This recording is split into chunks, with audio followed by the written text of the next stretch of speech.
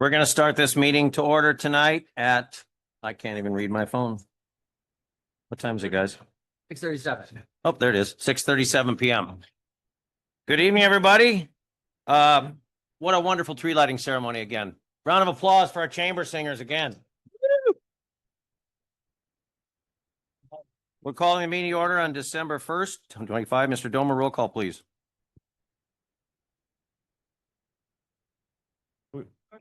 Good. Do what? We're going to do that. I'm just following the script. Yeah, perfect. I'm following the script, guys. thank you, They made Mayor. this for me. I follow my script, No, right? this is good. Councilmember Harbidian? Crosby. Here. Councilmember Johnson. Present. Councilmember Lau. Mayor Pro Tem Kashvagita. Here. And Mayor Hepburn. I don't know. I had 2 cookies, so I'm flying right Yep, now. all present. Man, oh man, Just Mr. didn't have that Johnson. milk. Oatmeal chocolate chip cookies. Welcome to tonight's city council meeting. I've had 2. I want to remind everyone for the city's rules of decorum, all speakers, members of the audience, and council members are to conduct themselves with decorum and not to engage in conduct that interrupts the orderly conduct of the city council meeting. Also, public comment through Zoom may be accepted for the agenda items listed within the consent calendar. Public hearing and discussion calendar sections of the agenda. General public comments will be accepted at the meeting by those physically in attendance at the appropriate time. Tonight, we have a very special guest who would like to lead us in the Pledge of Allegiance, and that would be Assemblyman John Harbidian. All right. Assembly member, please come forward. Thank you. Please, everyone rise. Place your right hand over your heart and repeat after me. I pledge allegiance To the flag of the United States of America and to the republic which it stands, one nation, under God, indivisible, with liberty and justice for all. Thank you, Assembly member. Tonight, we have 2 presentations. First is the recognition of the Bonita High School Chamber Singers. We would like to recognize these talented students and their director for the dedication and for another wonderful musical performance at this year's tree lighting ceremony. Mr. Yoder, come on up. Okay, guys, we're gonna.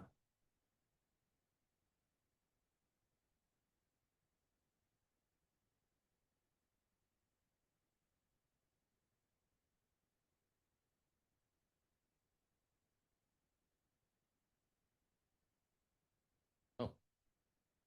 You have the mic. Okay. You're gonna You call sure them? want to do that? We have a time limit. All right. No. It's all yours. You've got the list of names and then we're gonna hand out certificates. You can call them up and. Perfect. we got 'em. Do you guys hear that, kids? We're calling your name. You're coming up one at a time, and then just kind of hang over to the side after you get to the line because they're probably going to want you all to come back and take a picture. All right. And I hope after 4 years, I've gotten all these kids' names. Oh, goodness. All right.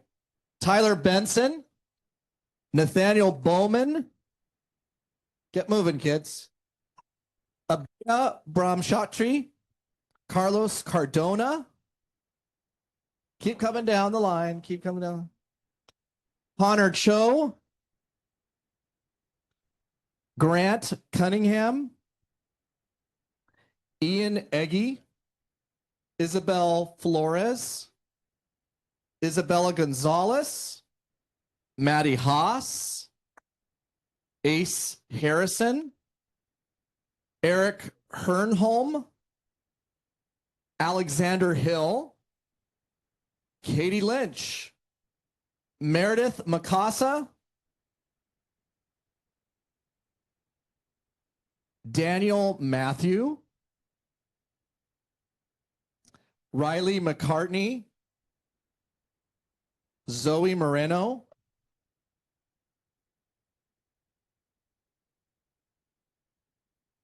Lizzie Navarro,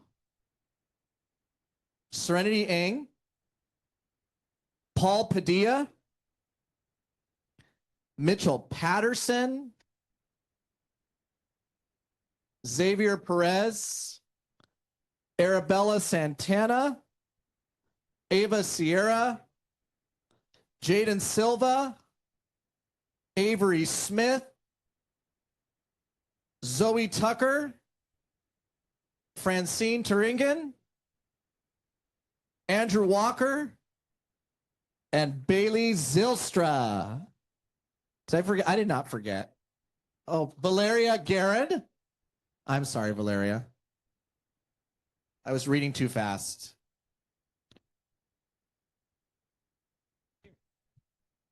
Knock it over. Rick. We'll have to do it all again. Re-record. Take this away.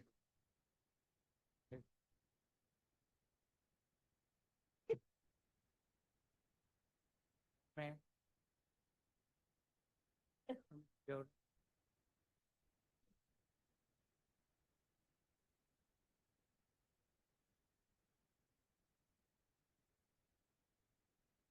And last.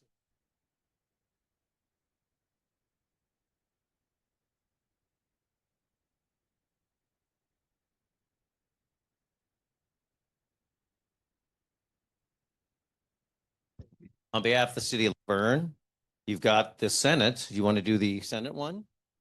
One.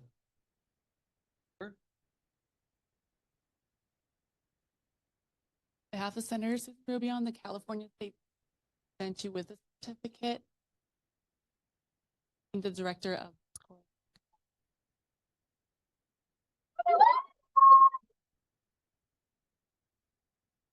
City of Laverne certificate of recognition presented to Ryan Yoder and his crew. Without his crew, you know, this certificate is, yeah, it's like, this certificate is presented on behalf of the Laverne City Council to Chamber Director Ryan Yoder in recognition of your dedication to our community. Thank you very much.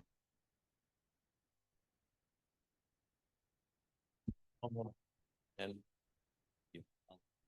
And I'll just add my congratulations and what a wonderful performance. And you know, I've seen them perform a few times and well run, and congratulations. Here's a certificate for all of you. Thank you very much.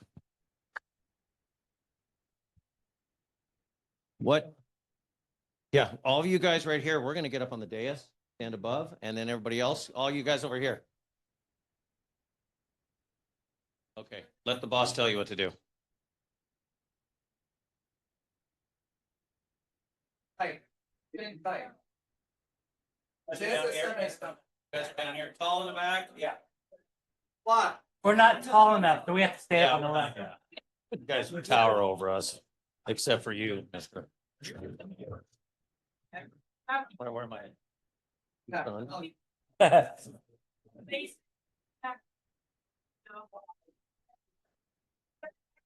Wendy, we saw the guy, I took-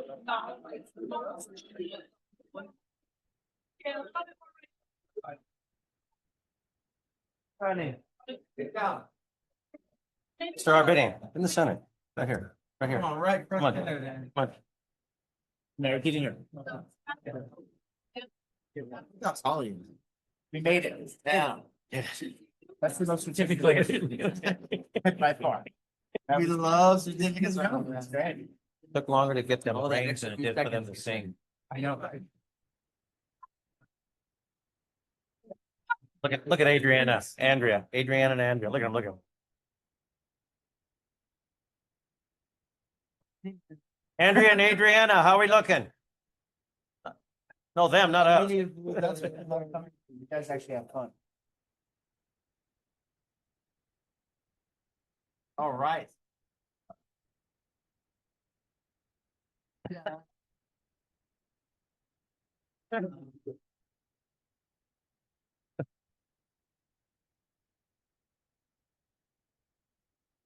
We good? Yeah, parents, you want to get a picture? Come on, Come on. come on. Don't be shy around here. Lord knows we're not. Come on. Come on, they got in and out certificates. They're ready to eat. Come on. They're all, I heard they're all treating their parents in and out.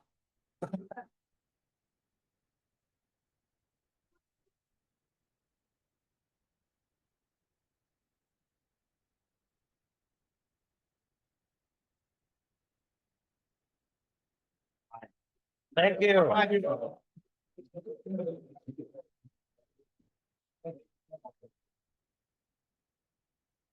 Till next. Now.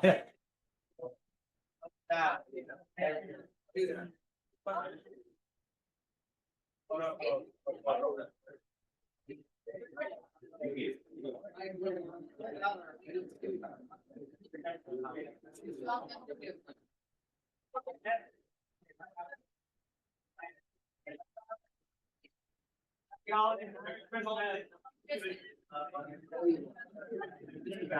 say hi to Mike and Mom. Here's the, Yep. And like I said, if it ends up being a problem, I can. No.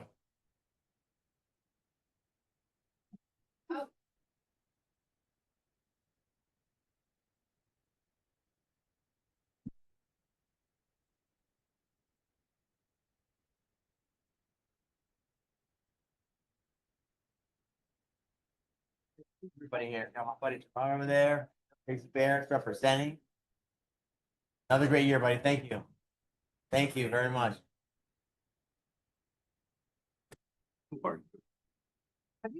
I don't know. They say Cash needs to be dressed up as the elf next year. I'll do it, I say that's a good idea. 100%. Okay, I need mine. Now for our second presentation tonight will be from Assemblymember Harabidian, who will provide an update on the 2025 legislative session and his priorities for the 2026 season. Welcome, sir. It's always a pleasure to have you in our house. Thank you, Mr. Mayor and council and staff. It's always a pleasure to be here. And that is by far the most certificates I've ever given away. So You know what? In our town and my town, I'll say, with all of us, we like to do it big. you do it big. You do it Okay. big. And that was a great ceremony. So I have about an hour and a half presentation. That's going to clear the Just a few room. minutes. A little bit about me. I'm your assembly member. Thank you for everyone for coming to the meeting. Thank you guys for being a great city council. I will say, and this is really to kind of build you up in front of your constituents and your residents. You guys are a pleasure to work with. And I think I see the mayor more than some of my colleagues in Sacramento. But you guys do a great job, and it's really an honor to represent you. For those of you who don't know me, I was born and raised in 8041. I was on the city council there for 8 years. Go easy on these guys. I will tell you, local government, being a council member is not easy.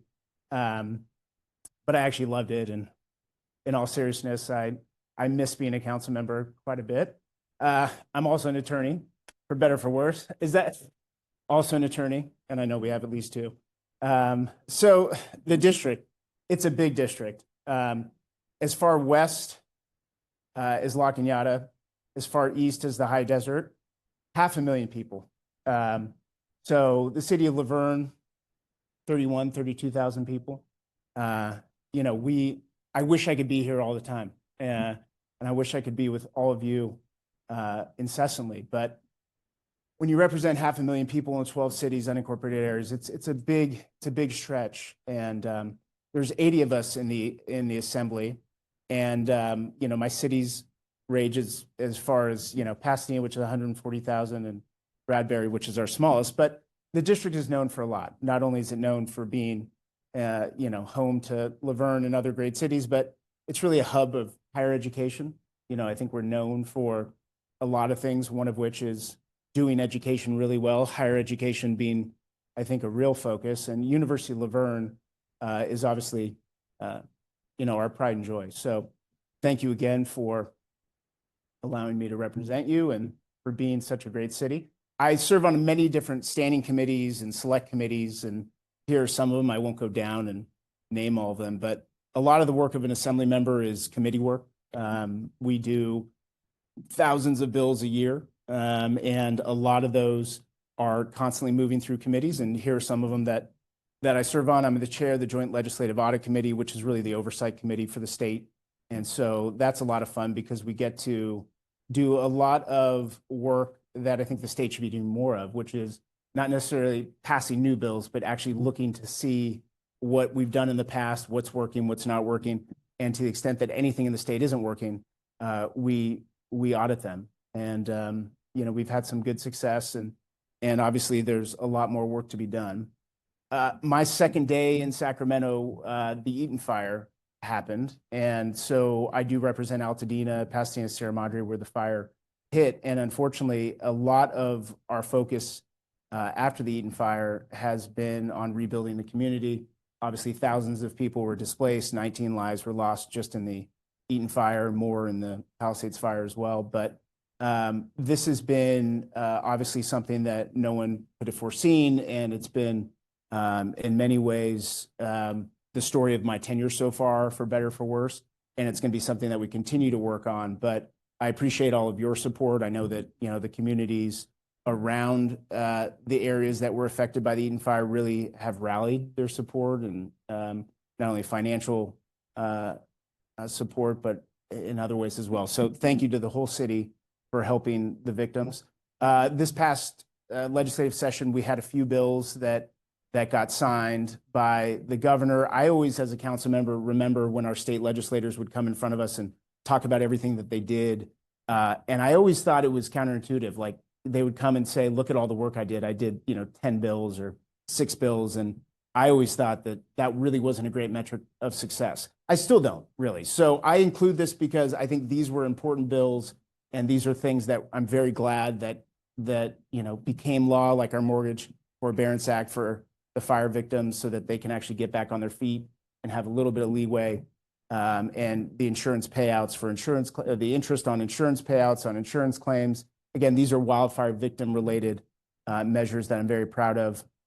And then the firefighter safety equipment bill, which is going to make sure that PFAS isn't actually in the equipment that our men and women in our fire departments utilize, which are causing cancer. But the whole point about bills and getting bills signed is, I think the state should focus a lot more on things that are outside the bill package. I think in some ways we do too many bills. I'm very proud of the bills that we did, but you probably won't hear me as much as maybe my predecessors or other legislators talk about my bills, because I think that there's a lot of different things that we need to be doing that don't necessarily require a bill. My big issues that I've worked on this past year, other than wildfire and those bills, were healthcare access. I do think that anyone who deals in California or throughout the country really with our healthcare system, we need to do better. We need to get people better service quicker, and it needs to be cheaper. Unfortunately, a couple of my bills that I introduced that would have sped up prior authorizations included parity for mental health services, didn't get signed, but we'll continue to work on those issues.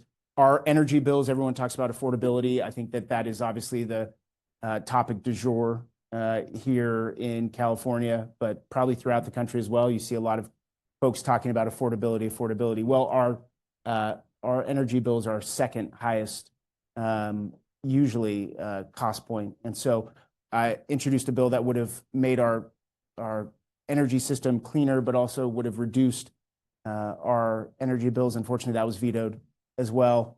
Bear management, we live in the foothills, and wildlife is a big part of our existence. And unfortunately, we still haven't really figured out how to coexist really well with our bear population.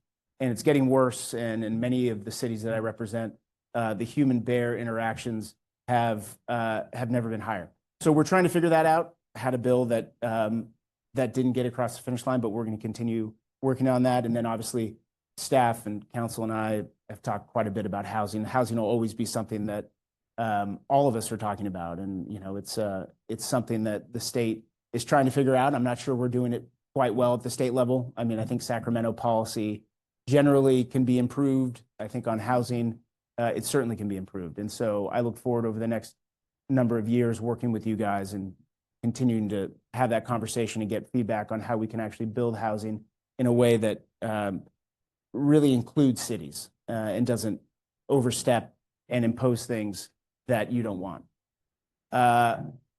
We have a pretty bad budget situation. We're looking at potentially a $20 billion deficit leading into next year. We just got through a $10 to $11 billion deficit.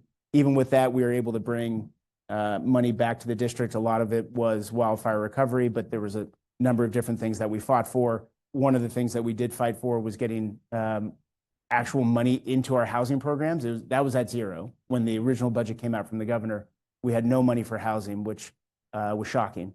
And so a coalition of us fought to actually get a significant amount back in there. And then obviously for a lot of different programs and organizations in our district, we got them some help. And really, the years past, when I was a council member, and I know for the last 12 or so years, we've had budget surpluses.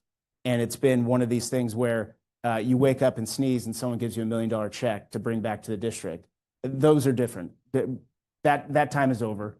The conversations that we'll be having going forward is really how do we work together, but work hard and smart to come up with ways to make the budget work for our cities and actually get a return on our investment. Because I think a lot of us feel like we pay a lot in taxes, we play by the rules, and somehow we have a $300 billion budget and no one knows where the money goes, right? So I do think that one of my priorities is going to be just trying to make sure that I'm delivering every day for you guys. And I think, the mayor and a couple of the other council members joked about, did I bring my checkbook? That's a big part of what I do. So never stop asking me for money because I think that you guys deserve it. So did you bring your checkbook? Blank To the check. mail. Always a blank check for Laverne. My priorities going forward are going to be some of the same issues that we just talked about. Obviously, the insurance market is something that we have to get right. And I think the wildfires exacerbated that, but it actually just highlighted an existing problem where we don't have a functional insurance market where folks can go out and get real competition for their policies. A lot of people are getting kicked off their policies, unfortunately, and the FAIR Plan, which is the insurer of last resort, has now really become, in some ways, the insurer of first resort for many communities. So that is something that I'm very focused on, not only because of Altadena and many of the folks that are trying to rebuild their lives not having insurance, but cities like Laverne are going to be facing the same thing because the market has not kept up with the trends. And I do think that these are going to be tough conversations. I think our insurance rates will probably be going up, unfortunately, but I think that's probably something that will have to happen in order to have a sustainable market. And then obviously on the heels of Prop 50, I think a lot of what folks are thinking about right now is just what does our democracy look like? How do we move forward together in a divided country, in a divided state? And how do we make sure that, voters are being listened to and the will of the voter is prevailing at all times? This is really the last slide. I do a lot of things, again, outside of legislation, and really it's just serving you guys. And if you ever need help with any department, whether it's a federal, state, or a local department, you can come to our office. Obviously, our constituent services focus on state departments. So God bless you if you ever need something from the DMV, but if you ever do, you can come to us and ask. A lot of our constituent service work deals with unemployment and disability insurance. I mean, that's unfortunately the system that we have right now with EDD is not good. And a lot of people get caught up in trying to get benefits that are rightfully theirs, and we need to help them quite a bit. So anything anyone needs, here's how you find me. These are my social media handles, but also that's our new office as of a couple months ago, and an email where you can find me. So that was longer than I wanted, and I'm sorry that I know you don't have a full agenda, but whenever I had these presentations as a council member, I'd always just be, let's get to it so that we can get to the city's business. So I apologize for going a little bit over, and I'm happy to answer any questions, but it's really an honor and a privilege to be here. And thank you as always for doing what you guys do. No, I want to say that, you brushed over it lightly when you took office on January 2nd and utter chaos happened. And you jumped right in, boots first and head first. And you've done a great job. I know that you're a champion for the residents in Altadena, but also the San Gabriel Valley for all of your constituents. But I want to personally thank you because every time I see you, you're very personal. Some aren't, as you know. Some are, non-approachable. You are, and you'll take a question. We do appreciate your generosity, all kidding aside. But we're in some tough times now, and we appreciate the conversation. But I think also to make sure that we are local control. Yeah. I think that's the biggest thing, that unmandated requests for our communities that with no financial backing is tough for us, especially our small communities like us. We're pretty much a bedroom community, 31,000 people. And, you have, SB 79, you've got a lot of these things that are coming through that they're quite not sure how to work it yet. But I appreciate to have a voice along with our Senate and our Congress that, our community, who we are, the areas. And I appreciate what you do, especially during the Altadena fire situation. You really are a champion for those people. And another one's insurance. It's going to be higher. It's just we have to get it. Yeah. Insurance is so important for us, especially in our, as you know, San Marino, this whole mountain range here, if you're even, down on Foothill Boulevard, they can still cancel you on the other side of Foothill Boulevard because of the fact, well, you're in a fire zone, so things need to change. Yeah. And we appreciate it. And we'll help you any way we can. Our staff is great. We do appreciate all the things you've done for us, and anytime you're welcome in our house, anytime, we do appreciate that. Thank you. Anybody have any questions or comments for Mr. Harbidian? Thank you, guys. Thank you. You guys, I've said it before. It's a rarity to find a city council like this with the staff, and our staffs work quite a bit together. But thank you for being who you guys are. I mean, it's really an honor and it's a privilege. And I look forward to continuing to work. So thank you. Your staff is an extension of you. Every time we're together, it's just a friendly environment. Everybody has a good time.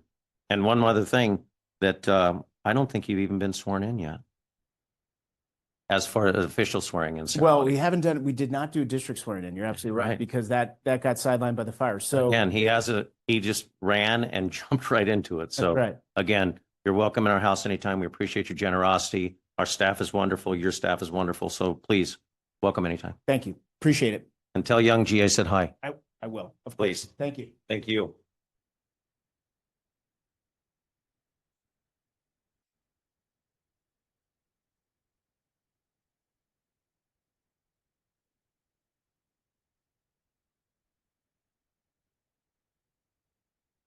You know.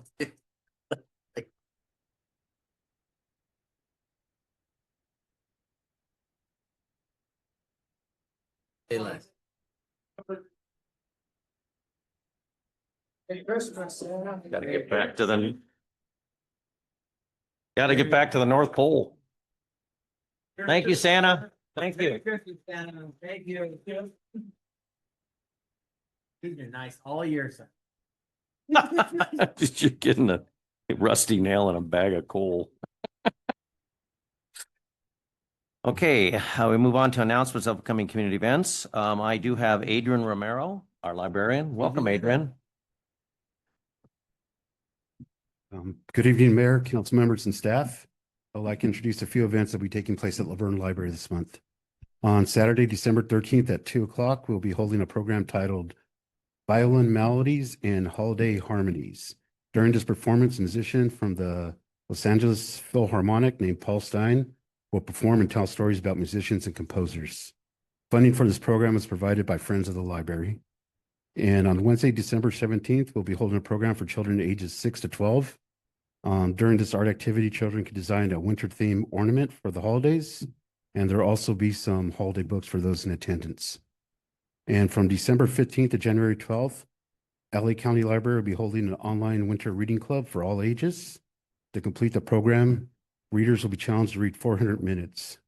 For prizes, children and teens will receive a giveaway book of their choosing, and adults will be entered in a drawing for a Kindle Fire. To enter, please visit lacountylibrary.org/winter reading. Also, Laverne Library will be open Christmas Eve and New Year's Eve from 12 to 5 and will be closed on Christmas and New Year's Day. Okay, thank you. Thank you, Adrian, very much. Any other announcements? Yes, come on, Ms. Kalusik. Good evening, everyone. Kathy Kalusek, Vice President of our Laverne Historical Society. I just wanted to let you know where you can see us this month. December 13th will be the downtown holiday stroll. We will have the 1938 International there, all decked out. We'll, of course, have Sherry's fabulous jams and jellies for sale. All of that, of course, all the proceeds go for our programs, maintenance of the truck, et cetera, et cetera. So, come see us there. I'm also informed that we will be participating Christmas morning, I guess. Not a morning person, but we'll figure it out. Well, Sherry got you involved. Exactly. So that's going to be fun. We'll have the truck around. I don't know what area we'll be in, but look for us and everybody else.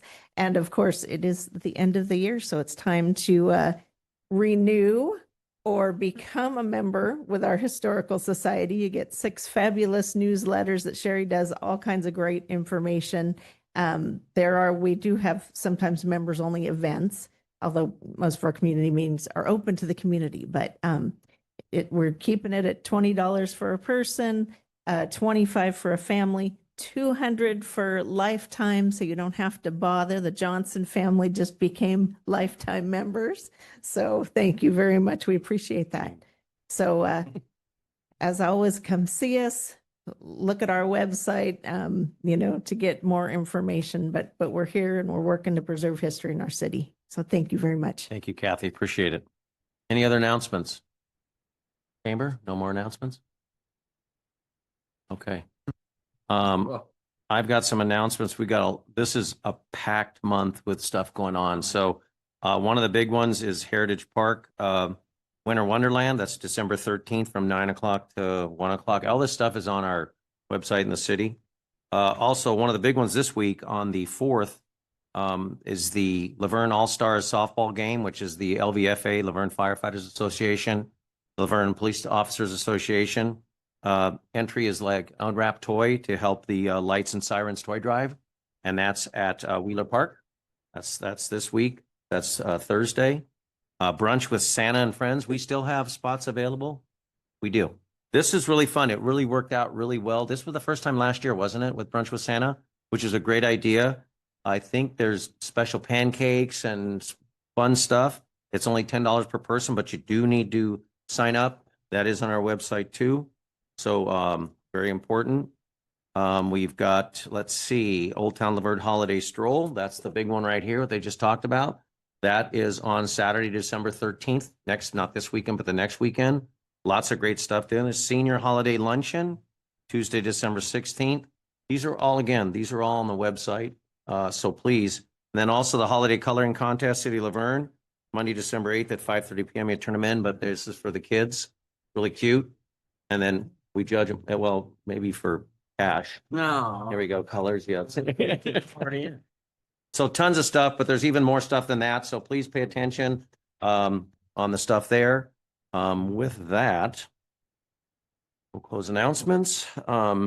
Now we will move on to the consent calendar. All items on the consent calendar are routine and will be enacted by one motion unless a member of the city council or member of the audience requests separate discussion or just wants to make a statement on one of the items.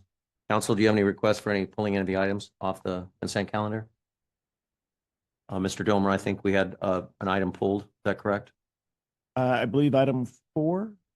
That did mention. The resolution authorizing the city engineer. Was it? Well, you could always come up to the stand and let us know. Yeah, The podium. please, Mr. Bowden. Council, I'd like number 3 and number 5 also pulled for discussion. Thank you.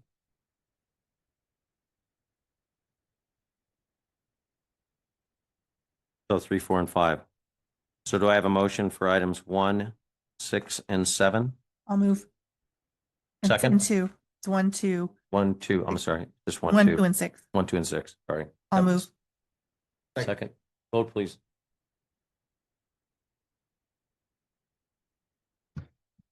Items 1, 2, and 6 on the consent calendar. Moved by Lau, seconded by Cash Alfagita. Approved 5-0. I did pull item 4. Mr. Bowen, if you'd like to do, you had 2 and 3, is that correct? Or 3 and 5? Then I'm going to do 4 real quick. Resolution authorizing the city engineer to exercise discretionary approval of public works and improvement project designs. I just wanted a clarification on that from staff that, and Director Wu is going to do that, just to making sure that that is ministerial in its essence, and that we still, as a city council, planning commission, and our development department, community development department, still have the right to any decision on any construction or any type of building. Mr. Wu. Good evening, Mayor, members of City Council. That's correct. The action before you relates to asserting design immunity, which is granted under Government Code Section 830-0.6. So essentially, the item allows cities to exercise the immunity per state law and delegation of authority to the city engineer for approving technical engineering designs for public improvements. Cities must actually have someone officially responsible for signing off on engineering design plans for public improvements, such as roads, sidewalks, and drainage improvements before construction. This action simply formalizes that responsibility by assigning it to the city engineer, who historically has performed this type of function for the city. As you said, it's ministerial in nature. It does not assert the authority of city council or commissions. It does not give staff any additional authority for spending or contract awards beyond the city's purchasing policy. It does not override CEQA or environmental review processes, and it does not prevent the council from reviewing, questioning, or rejecting a project at any stage. Thank you, Director Wu. Appreciate that. Any comments from the audience on that item? Mr. Bowen?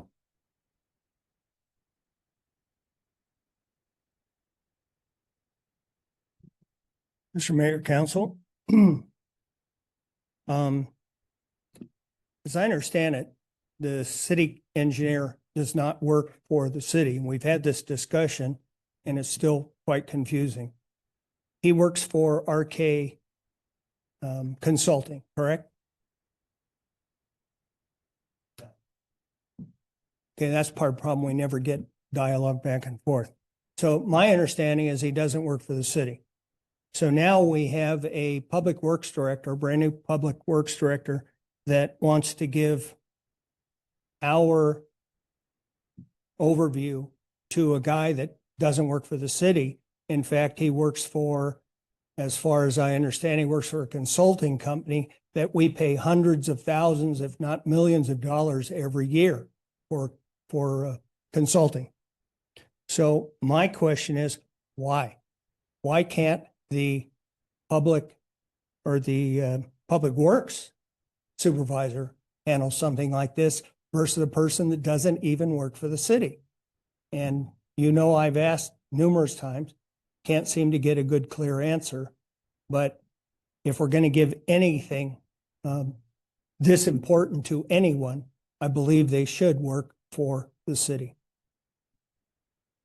Now, do I get to listen to any answer and We should speak probably again? go or over what? the other two items first, and then we can answer the question, or would you like to answer this one first?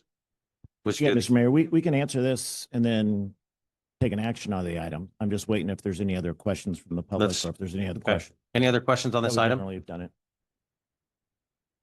Then we're going to close comment. Councilmember Crosby. Yeah, I also believe going through this is our JPIA recommendation for this as well, and that just want to make sure and point that out to our overall insurance companies as is recommending that we do that. And I know Mr. Howling works for RK, but he's also under a consultant is still under our own employee through that other company as well. Any other comments? Welcome. I'll just reiterate that, and this was an insurance, the JPI was an insurance requirement that they've been doing, which protects our city. And Mr. Howling is a outside contractor that we do pay, and that's how it works here. Has been for some time. Mr. Domer. Yeah, absolutely. Thank you, Mr. Mayor. And I was going to bring up the CJPIA on my own, but appreciate Councilmember Crosby bringing that up. One of the things we're doing, and this won't be the last of these type of items that we bring before you, but we're kind of going through and working with the CJPIA on a checklist of how we reduce and manage better our risk management. So we had for example, we had a social media post several weeks ago about CJPIA was out here and we are demonstrating the ability of an automated robot assessing the sidewalks. One of the big things is, assessing our sidewalks and making improvements so there's no trip and falls. So this has been on the design immunity, a checklist item that we're working with CJPIA to understand as we go forward on all of our efforts to make sure that even going forward in our recommendations, that there'll be a recommended action about the city council approving the plans and specs for a project coming forward. So this is just another one of those checklists.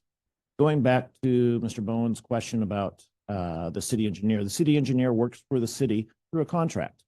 And so a city our size generally does not have a city engineer on staff. When we lost our public works director last year, the city council approved actually two specifications. One was for a public works director.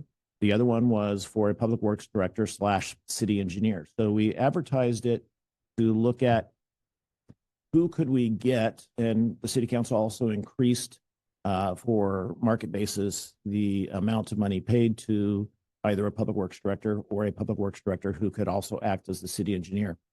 Our current city engineer retainer is $24,000 a year, so it's basically $2,000 a month. And so what the city council had allowed at that time was if we had a public works director who came through the process that had a city engineer certification, then that maximum would have been $230,000, and we would have reduced the services of the current city engineer, but we would have continued to retain the services of RKA Engineering because they work with us on many issues. So for all intents and purposes, the city engineer works for us, but through a contract. It's a very common approach for many cities, both in LA County and throughout the state, because cities our size just cannot support city engineer function. Not just that, but for all the services that go below it on a regular basis. So the city engineer is part of our executive team. He's at all of our meetings. He is at our executive team meetings on follow-up after city council meetings. He's in the office Tuesdays and Thursdays, but available all other times. And so much like the city attorney, works for the city through a contract and several other positions like our building inspectors and all that stuff, and they have to be certified. And this is part of the process that he has a certification to approve the design and the specs and all these plans that we would be bringing forward. So it is under the general context of the design immunity, but it is also in partnership with the CJPIA, and we'll be looking at other things. In fact, earlier today, I had forwarded on to the Parks and Rec director about trail immunity issues and making sure that we're looking at all those things, because we do have some trail components, and that just includes like a decomposed granite path in a park. So it's all about risk management. Also, a good portion of the RKA, which is Cody Howling services, are charged to jobs and parts of the project. So it's not just a one-time charge. A lot of those go to the developer comes in, whether it be Gilead or whether it be a housing contractor.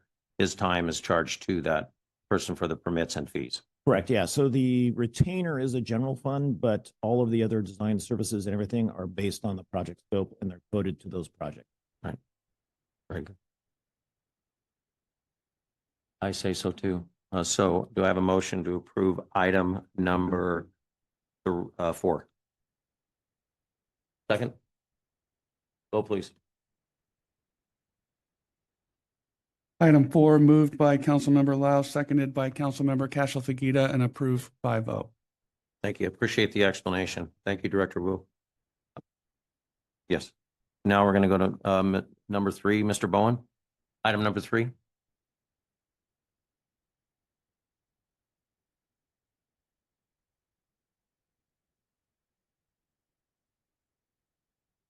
Yeah, I guess I'm just looking for some clarification. It looks like we're just changing titles around, and we spent 10 minutes on it. Seems like a lot.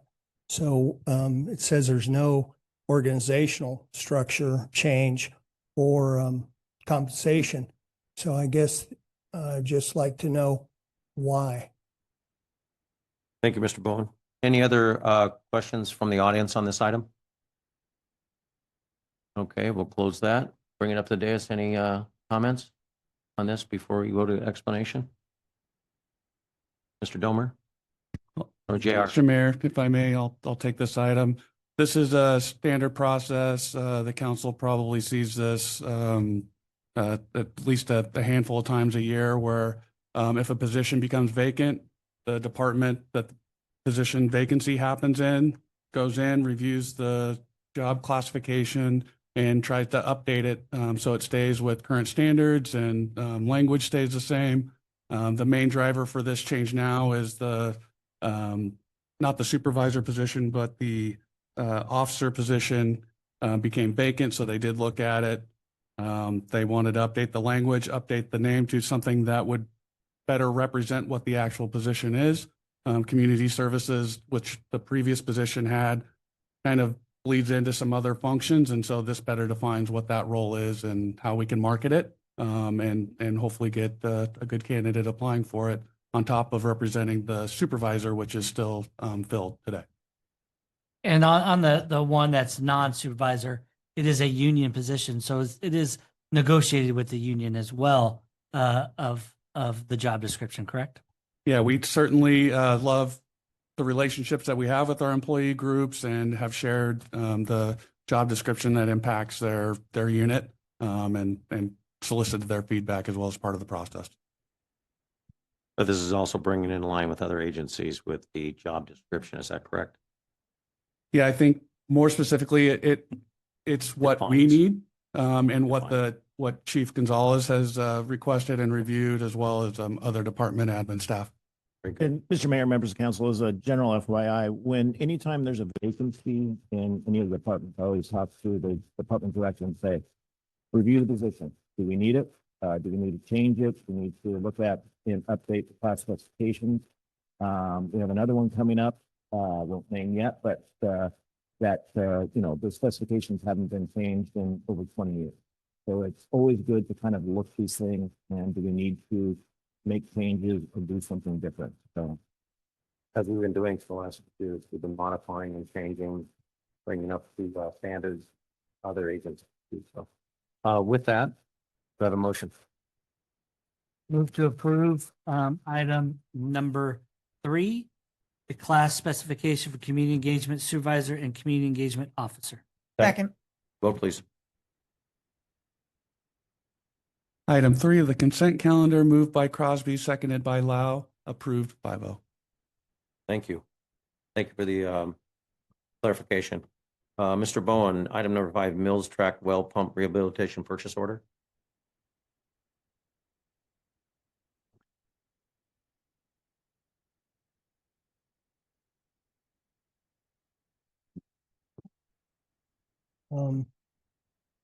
I read this and I was on the water committee, and this talks about July 25 that a completed tear down was taking place. And there are a lot of numbers in here, so maybe it's just a numbers issue, but it says full replacement, all materials, et cetera, startup, the 190,000 exceeds the current purchase order. How much is the current purchase order? And then under recommendation, authorize the city to issue a purchase order for 146,935.48. So my question is, what was the original purchase order? Why did this take 4 months to come to anybody's attention? Because it says it was basically broken, if I read this right.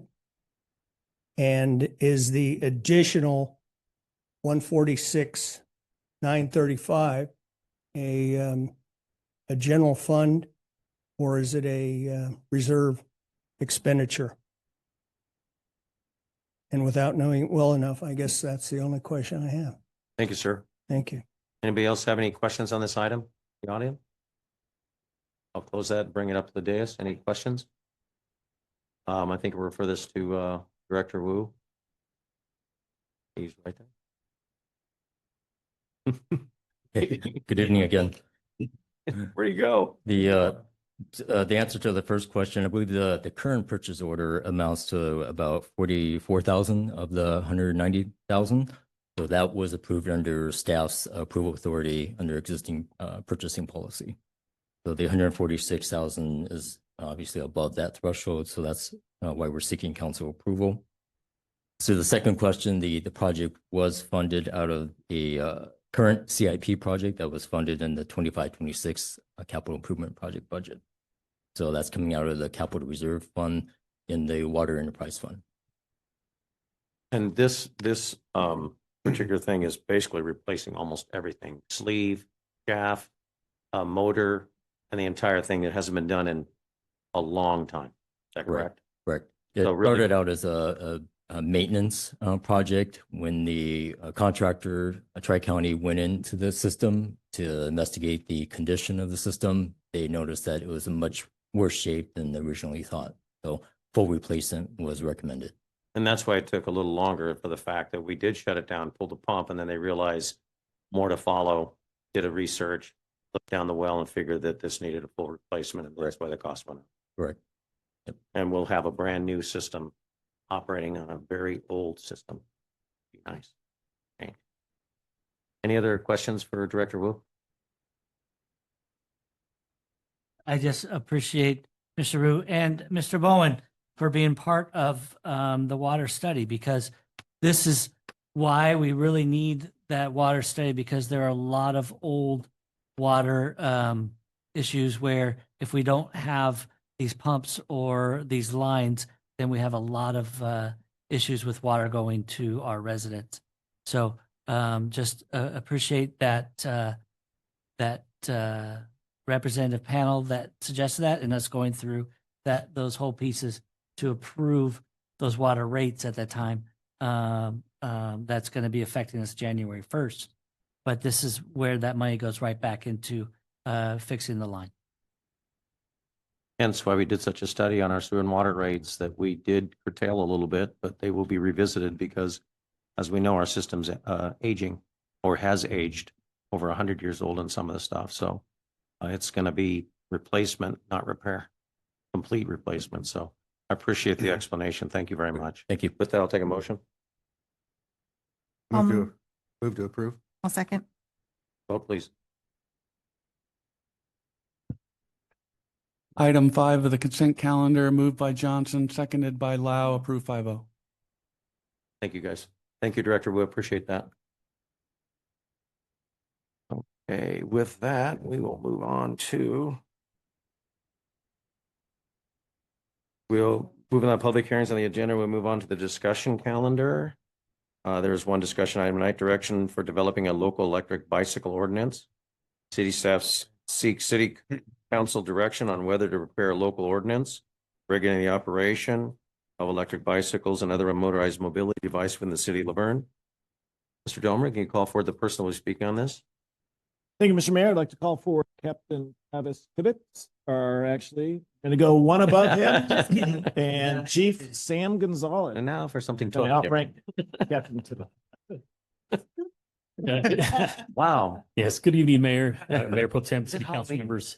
We're actually going to introduce Sergeant Carlos Flores here in a minute, but if you allow me to provide just a brief historical perspective on why we're here today. If you recall, over the summer, we looked at our traffic safety and specifically our bike and e-bike safety. And we started a safety campaign. It started with an education component. With that, Sergeant Flores jumped in head first and created some flyers, and we shared them with community members, parents, to educate them on e-bike safety and the risks of some of these bikes. And we looked at some of the statistical data. Since 2023, we've had 34 bicycle-related accidents. 10 of those were e-bike related. And we saw a bit of an increase. And as I mentioned, we initially started with an education component, and we went through enforcement component of that, which kind of provided us with a decrease. We did that while waiting for law to be updated, which was done so October of 2025 of this year. But we saw that the law wasn't sufficient enough to really have the teeth that we need to really reduce those at number. And really our goal is to reduce the number of accidents relating to e-bikes. So with that, we saw the need to enhance, actually create an additional structure or layer to provide that enforcement component of it. So as I mentioned, I'm going to introduce Sergeant Carlos Flores to come up here to discuss kind of our goal to introduce an ordinance to kind of enhance that. We've looked at what other cities have done, and he'll kind of talk about that to really strengthen that and our ability to not only educate our community members, but also create an enforcement aspect through an ordinance, through the creation of an ordinance. So with that, I'll bring up Sergeant. Thank you, Chief.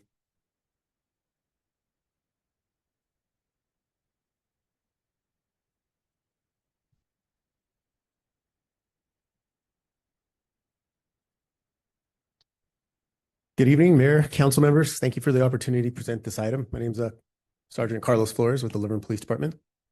The police department is requesting council direction on whether to proceed with the development of a local ordinance governing the operation of electric bicycles and other motorized mobility devices within the city of Laverne and our city limits. So as the chief said, over the past year, we have seen a substantial increase in the use of these devices, which is why I kind of dove headfirst into developing the education. And that was the main thing that was kind of pointed out, was that the community just wasn't educated on these e-bikes. They're new, they're brand new. Particularly among minors. While many riders operate responsibly, the volume and nature of complaints have risen to a level that warrants council's attention. Staff, residents and business owners in our local schools have all reported concerning behaviors, including high-speed riding on sidewalks, minors operating high-powered or modified devices well beyond legal limits, stunt riding, such as wheelies and unsafe maneuvering around schools, neighborhoods, and commercial areas, nighttime riding without required lighting, and consistent helmet non-use. We also documented the collisions, as the chief had said, and growing number of near-miss incidents involving pedestrians and vehicles. These patterns present a clear and public safety concern that is not fully addressed under the current California law. State law provides a framework for defining e-bike classes and establishing basic requirements, but it does not regulate several critical issues affecting our community. It does not address sidewalk restrictions, trail use, stunt riding, modified high-speed devices, or equipment and lighting standards after dark. While various statewide proposals have been discussed, none have resulted in meaningful, comprehensive regulation. As a result, it falls on local jurisdictions like ours to determine how to best protect our residents and establish clear operational expectations of these e-bikes. Many Southern California cities have already taken this step. Many of them have been beach cities because of the usage of e-bikes and bikes in general in beach cities. Carlsbad, Huntington Beach, and Laguna Beach have implemented ordinances that prohibit unsafe behaviors, create age and equipment requirements, restrict higher class devices from pedestrian areas, and higher class devices, meaning they go faster, and establish meaningful penalties. These cities are experiencing positive outcomes, and their examples demonstrate a regional shift towards stronger local oversight of e-bikes. To support council's discussion, staff has identified 5 key policy areas for your direction. The first is establishing a clear definition for e-bike classifications, motorized scooters, electric motorcycles, mobility devices, and stunt riding behaviors. The second would be creating enforceable operational rules, such as prohibiting reckless riding, requiring helmets for minors, regulating nighttime equipment, banning mobile device use while riding, setting sidewalk and trail restrictions, and ensuring compliance with federal safety standards. Third, distinguishing electric motorcycles from e-bikes. As you know, e-bikes have pedals. There's 3 classifications of them. You are able to use them on roadways.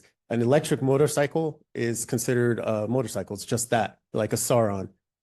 It is for off-road use. It is governed by insurance, registration, driver's license. You need an M1 motorcycle driver's license to actually ride one of those. So these devices exceeding 750 watts or lacking pedals are not bicycles. They require a motorcycle license, registration, insurance, and DOT-approved helmets. Clarifying this distinction from the regular e-bikes will strengthen enforcement and reduce unsafe operation by minors. Fourth, developing a penalty structure that may include civil citations and parental responsibility for minors. Tiered fines and requirements for if there are retailers in our city to provide ordinance information to purchasers at the point of sale. The penalty structure and the parental responsibility is paramount, as it makes parents responsible for the responsible riding that the minors are doing with these e-bikes. So an administrative site or municipal site for a minor would be the same thing for a parent. And fifth, lastly, establishing necessary exemption for police, fire, and city personnel performing official duties utilizing our own e-bikes, as well as ADA mobility devices. In terms of a fiscal impact, there's no immediate cost associated with this discussion. However, if an ordinance is developed and adopted, the city should anticipate future costs for just signage, especially in trails or parks, to display the new municipal code sections in areas where restrictions apply.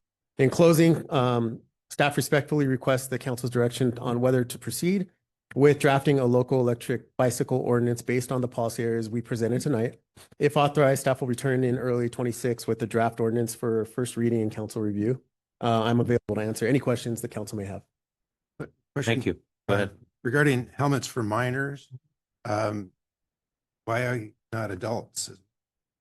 That's a great question. They should basically, because these vehicles travel upwards of 28 miles an hour, if we were to establish a municipal code that basically says that you have to have a helmet for minor for e-bikes, you could put in there for anybody riding an e-bike, because you're basically going at motorcycle speeds on the roadway, and in the chance of a collision, you potentially could get hurt. I would think we would want it for adults as well as minors.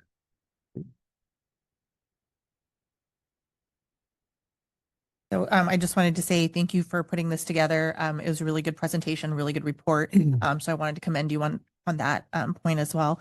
And I think, the mayor and I sat on the active transportation committee, and this came up quite a bit in terms of what are the dangers that we can foresee happening and what can we do to mitigate those dangers and really educate the public. So again, thank you to you for putting out that information, because I think people are very confused about what constitutes an e-bike, what doesn't constitute an e-bike, what modifications are appropriate or not appropriate. And so I think that education piece is a huge part of this. And I, for one, fully support putting forward an ordinance to regulate the use of e-bikes and making sure that we're keeping our community safe, whether they're on the e-bikes or not on the. I think we'll go to public comment right now, and then we can come back to this, because I do have a number of questions and suggestions. Sure. So we'll call you back up in just a minute if you don't mind. We have a public comment from Doreen Lamont.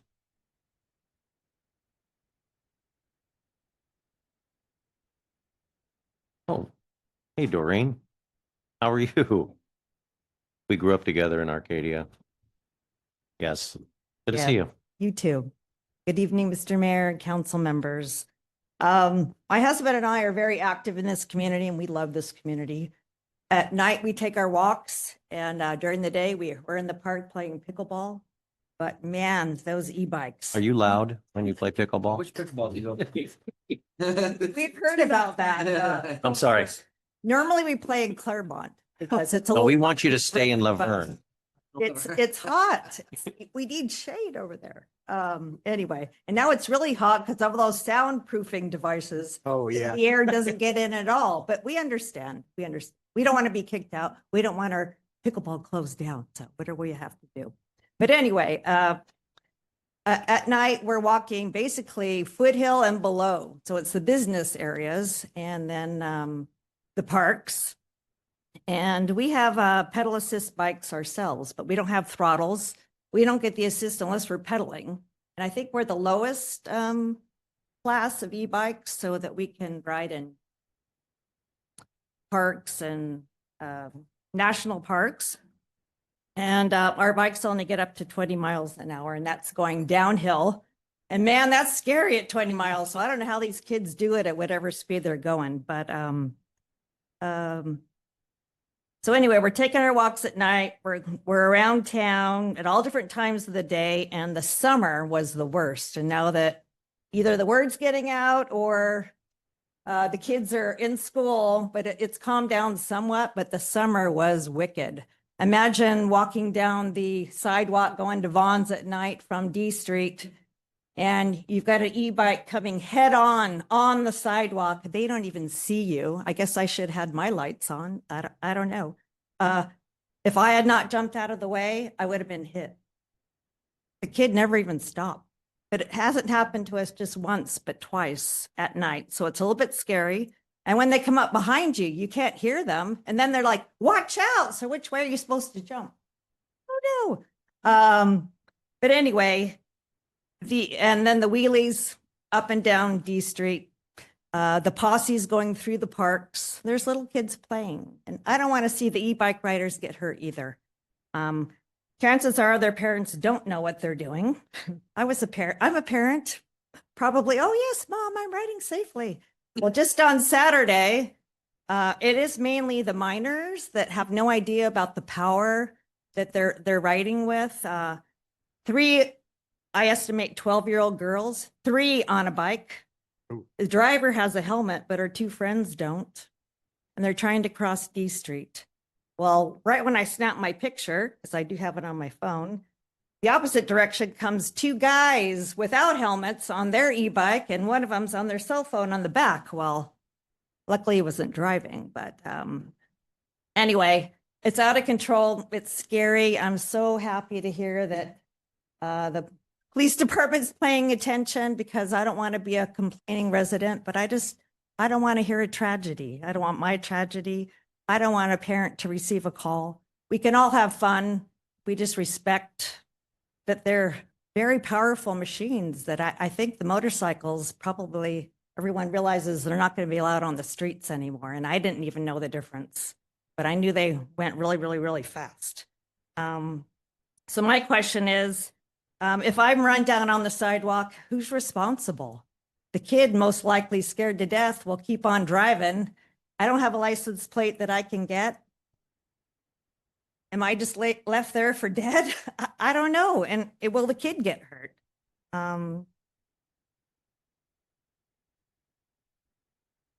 And like I said, the parents, I don't think they know what their kids are doing, because they want to believe their children. But those boys, and I haven't seen a girl do a wheelie yet, but I'm waiting. Man, I don't know how they do it from, 9th Street all the way up to Foothill. Keep on going. And no lights at night. Like they said, there are no lights. It's very scary. So are there any rules and regulations that are maybe on the website? Because I didn't even know anything was being, discussed, that education was taking place. And I'm on Facebook. I think more word needs to get out of having everybody realize that we're in it together to have a positive outcome. And I don't want to accidentally, hurt somebody.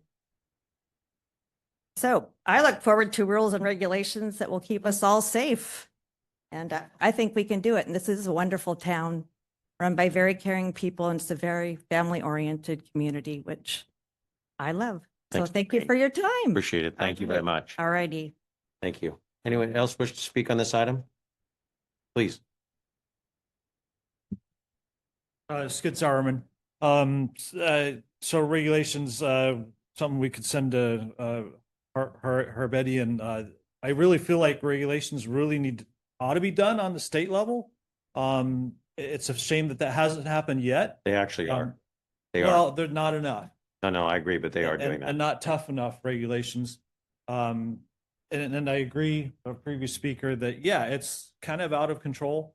I had a personal experience where I was pulling away from a stop sign, looked both directions, it's clear, and here comes a kid on an e-motorcycle, not an e-bike, but an e-motorcycle, racing off the sidewalk as I'm starting to pull away from the stop sign. Almost turned him into a hood ornament. Not something I really want to do. I don't want to be a witness to anything like that, especially of my own making, or his making on my own hood. So yeah, it's past due. One thing I have seen, I have kind of followed this from various communities. A lot of communities are banning kids under the age of 18 from riding anything more than a class 1 e-bike, which I think is really a good idea. I have two 10-year-olds that were playing soccer in the fall, and I spent a lot of time at the high school. Even at the high school in the afternoons and in the evenings, it's like 7 up to 8 o'clock at night. I was watching kids on their class 2 e-bikes that go up to 28 miles per hour without pedaling at all, racing up and down the sidewalks around the high school, and in the high school. It's just like, it's not safe. It's kind of out of control. We need better regulations. They need to bite harder. And thank you for the education that the police are doing. We need more of it too. We need more of it, because without regulations, it will get worse year by year. They're getting more popular. And I was the one that sent an email that, as well, to every council member here. And the kid had an Instagram account with he's racing up and down Durward here, right next to City Hall, in the high school, doing his wheelies and stunts on his e-motorcycle. It's just like, and this is happening. But anyways, we need more tougher regulations. Thank you for what you're doing. Make it bite. I know in some cities, especially the motorcycles, they're not just impounding, but they're confiscating vehicles that are not street legal. And I really agree with that. It should just be taken away. But supported through education as well of the parents. That I have to believe that, You could just direct it to us, please. I'd appreciate that. I have to believe that, I guess I like to give parents the benefit of the doubt, but do they understand the regulations? Do they understand when they get their kid a motorcycle? No, that's not a bicycle. These things are capable of 40 miles an hour. And I'm sure you guys have seen the kids racing up and down the streets, including driving the wrong way against traffic even. And it's out of control. So we need more and tougher regulation on this matter. So Thank you very much. Yeah. Appreciate your comments. Thank Thank you. you. Thank you. Anyone else wish to speak on this item? Lily?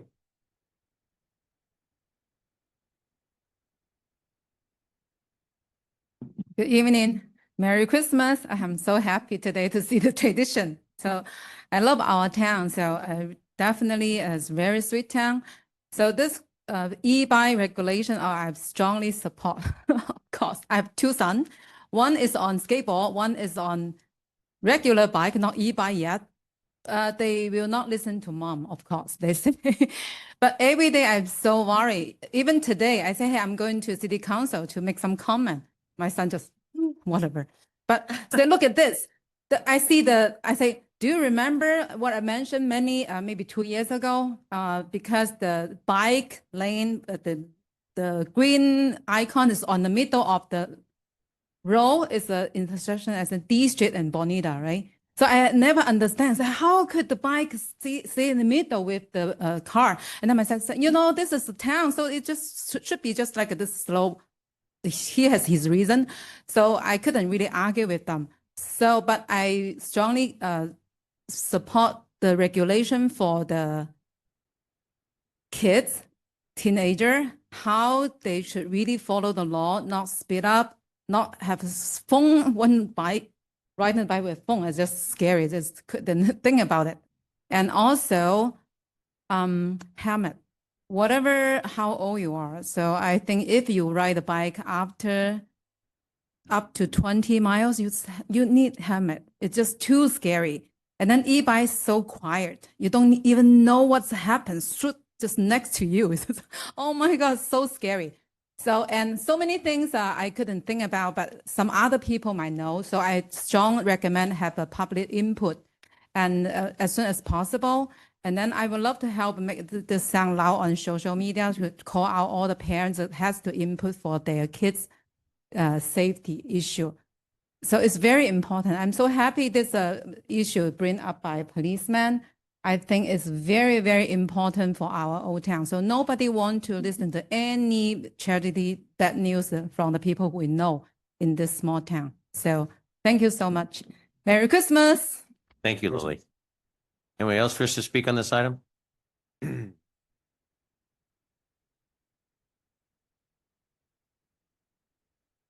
Hi, Chantal Stever. Thank you, Mayor Hepburn, Council. So one of my first questions will be, what about all the unregulated car driving, people on their cell phones, people not stopping at stop signs, people running red lights? That's a much larger risk to the health and safety of our kids and our teens in our city than kids on bicycles. Teen car driving is a much higher risk than e-bikes. As the members from the police department mentioned, there are only 10 e-bike accidents and 30 total bike accidents. So percentage-wise, it's not that large. Encouraging state-regulated class 1, 2, and 3 e-bikes is the goal. A lot of these bikes are unregulated electric motorcycles. So this should be regulated at the state level with laws that already exist. Well-intentioned local regulations could cause more harm and discourage sustainable transportation. So this should all be reviewed by the Active Transportation and Infrastructure Committee.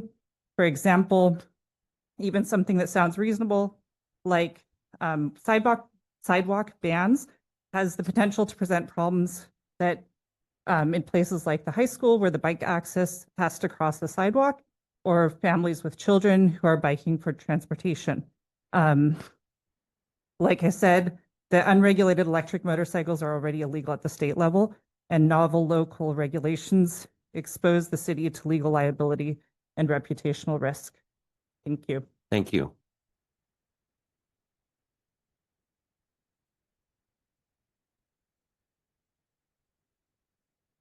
Yeah, good evening. So thank you so much for all the education part, like by the police department. So I have only one question. Does the police department work with the school to have an education campaign? I think not only for the middle school and high school, especially for the elementary school, because I did see lots of kids riding the electronic bikes when, I think to the school, and then there's a lot of like traffic, like in the parking lot, and they're just running very fast. I think, especially because I think some of the younger generation, like influenced by the older brother or the older sister, they think it's very cool, and then they just try to run very fast. I think it will be better to have some education campaign in the elementary school also, so it will be kind of like preventing them, and then just let them know you have to wear the helmet, and then you have to stop at the stop sign, and then you have to don't pass like certain limit. I think it will be better to have something, because my kids is from Oak Mesa, and then we did have a conversation between parents, and then talk about all the e-bike things, and then they are so worried about their the younger kids get influenced by the older kids to say, hey, it's a cool thing to ride the e-bike and do all lots of fancy things. I don't mind doing the fancy thing, but it's like it's safety related, so it would be better to have something education campaign in the elementary school level. Thank you very much. Anyone else wish to speak on this item? Yes.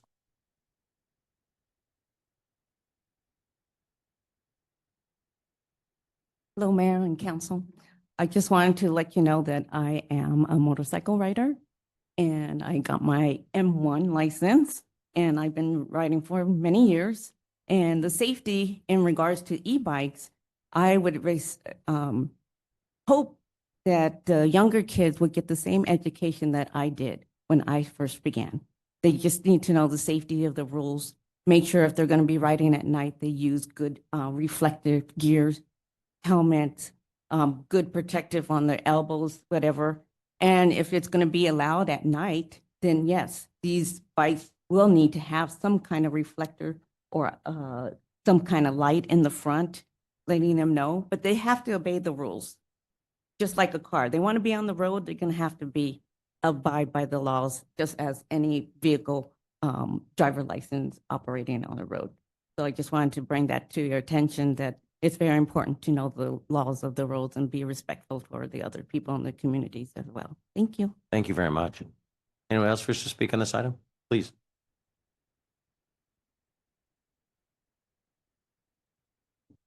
I'm live off of and walk every day off of the highway known as Golden Hills. It is very dangerous on Golden Hills, and I'm glad to hear that I'm not the only one speaking about it. But on the sidewalks, I mean, I would say at least twice a week, especially in the summer, but when kids are out of school, there's kids riding on the sidewalk, and then after they almost run you down, because you can't hear them coming up behind you, they go up to the park and ride around on the grass. And the grass up there looks horrible. I mean, it just is looking very much ridden on by bicycles and other, I guess, electronic equipment. But I hope that that would be also part of whatever your the ordinance would be, is that especially at the parks, not riding on the grassy areas, because that just kills the grass and it looks horrible. But for sure on the sidewalks, please, because it is so dangerous. And we have so many elderly people that walk along Golden Hills. I'm probably one of them at this point, but Why is she looking at me? I live up there. You must see me up there with dogs. but the reflexes aren't as quick as when you're younger to, when you hear it, to move off to the side. So yes, please make it so that they cannot ride on the sidewalks, which I don't understand how that, I mean, you can't even ride a regular bike on the sidewalk. So I don't know why they think they can. Thank you. Thank you very much. Any other comments? please. How are you, Miss Berry? He was talking my language. Not only am I getting a little older, but I have MS and I have to walk very carefully. So yes, those are dangerous in any kind of a thoroughfare where people are walking, whether it be a sidewalk or a courtyard or something, school campus or somewhere else. Those need to be not where people are walking because somebody's going to get hurt. Thank you, Miss Berry. Any other comments? With that, we're going to close public comment. We'll bring it up to dais. Mr. Crosby. Yeah, when I was a kid, we had dirt bikes, and I consider these a lot like the dirt bikes, motorcycles that we had back then. And I know I was never allowed to ride them on the streets. It was illegal. You couldn't ever do that. And the one piece about how these are more dangerous is that the lack of sound. You can hear a dirt bike coming by, one with a motor, and everybody around would hear the motor and look at it, go, you're not allowed to have those on the streets.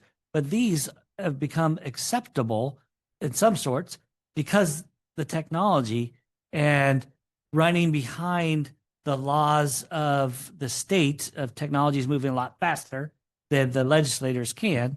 I think our local cities needs to put things in place. And then as what we can do when the state makes a law, if it fits ours, or we can adapt and make changes to what we want. That's what local government is really for. So I am for making this more restrictive. Just on Saturday, it happens more times when the weather's nice and the people are out of school. But on Bodewin, major thoroughfare right by my house, 2 kids on the motorcycle type ones doing wheelies all the way down the street. And that's fearful. Now, I know when I was a kid, my parents did not know half the things I was doing. I was having a lot more fun than they would have allowed. So I'm not saying that they're probably still doing things I'm not allowed to, that their parents aren't giving them permission, but they still have given them this product where it should not be ridden on our city streets or in our parks. If they want to, you take them out to the desert and do what they're for. That's what our dirt bikes were placed for, where we would go, but not where people get hurt. And like the gentleman spoke about turning at a stop sign, not being able to hear them and going so fast. The kids don't think of what the consequences are. They're thinking of what fun they can have. And I grew up with 3 brothers, and we got in a lot of fun, but we had a lot of risk as well.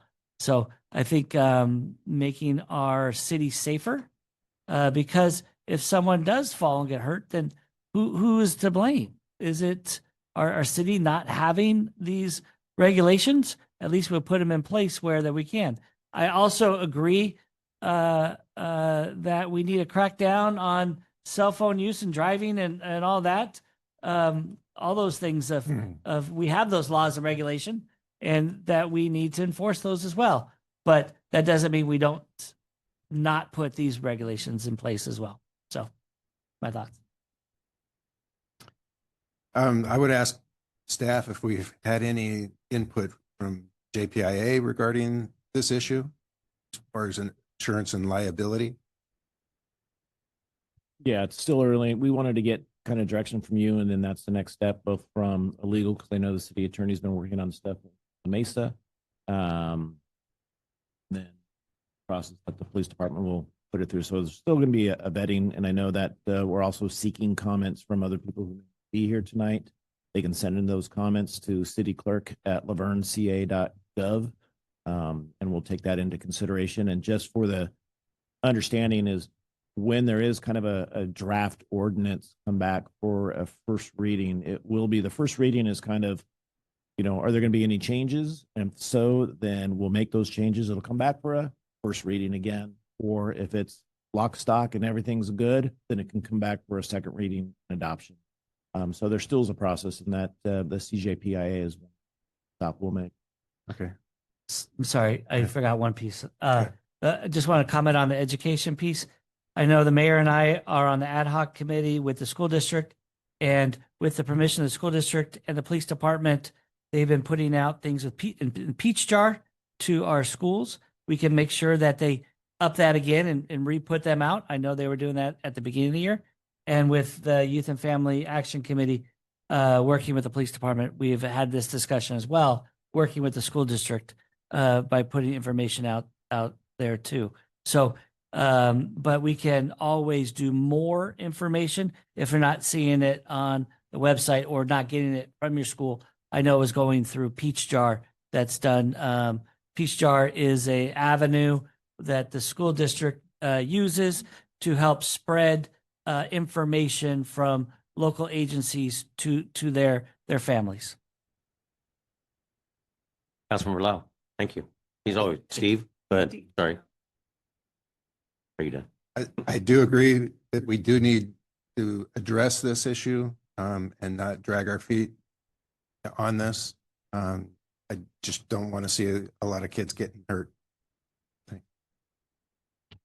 I would echo Councilmember Crosby's comments about, the role of local government. We can't wait for the state to do all the things. Then I think that's where we might see bad things happen. So, when that time comes, when the state law is or regulations are put into place, again, there's always the ability for this council or for any council after us to make amendments to our ordinance. I don't think that the safety of our citizens, whether they're on the e-bikes or walking or using, our facilities or whatnot, should be jeopardized because we decided not to do something. So I'm in favor of the ordinance. I also agree with Councilmember Crosby that the, items that were discussed in terms of cars driving recklessly or people texting, there are rules for that already. And the police are actively looking for those things. So it's not like they're not doing their job in that respect.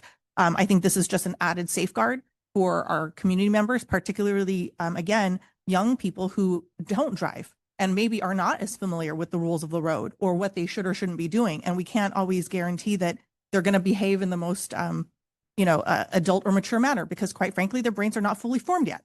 So, this is where the education part of it really comes into play. And I would ask that, we did have some social media go out previously educating on e-bikes, in addition to the work with the school districts, in addition to the police department going in and speaking to different groups. But I would say in light of the holidays coming up and folks starting their holiday shopping and maybe looking at buying e-bikes for their kids, this is a really good time to do a refresh and remind people, if you are intending to buy these items for your children, for your friends' children, for your nieces, your nephews, whatever, here's what you need to know. Because that may play a part in either them buying a different gift or really taking to heart what it is necessary to do to make sure that the gift is going to be practical and safe. So I would ask that, to the extent possible, if we can maybe pull that back up on everybody's social media feeds, like even if it's the same, the social media that we did before, let's push it out again. And if we can push it out on the website as well. And I would ask that anyone who follows the Laverne Police Department or the city of Laverne's social medias, repost it. Because, not everybody follows the police department, not everybody follows the social media for the city, but you all have people that you're friends with. You all have people that follow you and will look at your content before they might look at our content. So help us in doing that.